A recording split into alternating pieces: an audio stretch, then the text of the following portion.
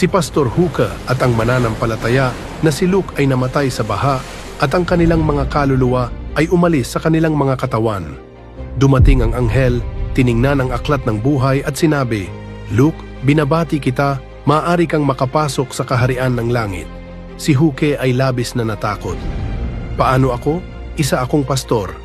Sinabi ng anghel, "Puno ka ng pagmamataas, ayaw sundin ang iba, palaging iginigiit ang iyong sarili. Kahit na ikaw ay isang pastor, hanggat hindi mo sinusunod ang kalooban ng Diyos at nagsisi sa iyong mga kasalanan, hindi ka makapapasok sa kaharian ng langit." Binasa ng anghel ang isang sipi ng salita ng Diyos. "Ako ay patas sa lahat ng tao at hinahatulan ang lahat ng tao ayon sa aking matuwid na disposisyon, gayunman mayroong akmang mga kondisyon sa mga kinakailangan ko sa tao at yaong aking kailangan ay dapat na matupad ng lahat ng tao, maging sino man sila. Wala akong pakialam kung ano ang mga kwalifikasyon mo o kung gaano katagal mo na silang taglay. Ang pinahahalagahan ko lamang ay kung sinusunod mo ang aking daan at kung umiibig ka at nauuhaw para sa katotohanan o hindi."